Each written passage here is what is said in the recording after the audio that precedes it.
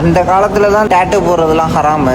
நம்ம இப்போ 21st செஞ்சுரியில இருக்கோம். இப்பெல்லாம் டேட்டு போடுறதுலாம் அவ்வளோ பெரிய ஹராம் கிடையாது. யாரோ எவ்வளோ பெரிய பாவம்லாம் செய்கிறாங்க. அந்த பாவத்தை கம்பேர் பண்ணும்போது டேட்டு போடுறதுலாம் ஒரு பாவமே கிடையாது அப்படின்னு சொல்லி ஒரு சகோதரர் ஒருத்தர் பேசுறத இன்ஸ்டால பார்த்தேன். காலம் மாறினாலும் அல்லாஹ் தடை செஞ்சதை யாராலும் மாற்ற முடியாது. பச்சை போடுறவங்களையும் பச்சை போட்டுக்கொள்றவங்களையும் அல்லாஹ் சபித்துள்ளான் அப்படின்னு சொல்லி நபி ஸல்லல்லாஹு அலைஹி வஸல்லம் சொல்லியிருக்காங்க. இதுலேயே நம்மளுக்கு ஒரு விஷயம் ரொம்ப தெளிவாக இருக்கணும். பச்சை குத்துறது வந்து இஸ்லாமில் அனுமதிக்கப்பட்ட விஷயம் கிடையவே கிடையாது. அல்லாஹ்வுடைய சாபங்கிறது மிகப்பெரிய விஷயம். அதை ஒன்றும் சாதாரணமாக எடுத்துக்க வேணாம். எல்லாரும் பெரிய பெரிய ஹராமான செயலை செய்கிறாங்க. ஆனால் வந்துட்டு டேட்டு போடுறது வந்து அதை கம்பேர் பண்ணும்போது ஒரு சின்ன ஹராம் தான் அப்படின்னு சொல்கிறவங்களுக்கு அல்லாஹ் திருக்குறான்ல என்ன சொல்கிறான் தெரியுமா? நீங்கள் பூமியில் உள்ள பெரும்பான்மை கூட்டத்தை பின்பற்றினா அவங்கள அல்லாஹ்வோட பாதையிலேருந்து விலக்கி விடுவாங்க அப்படிங்கிறத அல்லாஹ் சொல்கிறான். உலகமே தவறானதை செஞ்சாலும் அது ஒருபோதும் ஹலால் ஆகாது. பெரும்பான்மை கூட்டம் அதை செஞ்சால் அது சரியானது ஆகாது. ஹராம் ஹராம் தான், ஹலால் ஹலால் தான். நம்ம 21st செஞ்சுரியில இருந்தாலும் சரி, 72 செஞ்சுரியில இருந்தாலும் சரி, அல்லாஹ் தடுக்கப்பட்டது என்னைக்கும் மாறாது. டேட்டு போடுறது இன்னைக்கும் ஹராம் தான், நேத்தியும் ஹராம் தான்,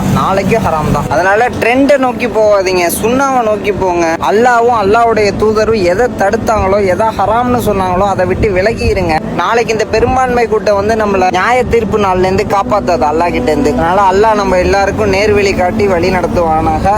நாளைக்கு பார்ப்போம். அஸ்ஸலாமு அலைக்கும்.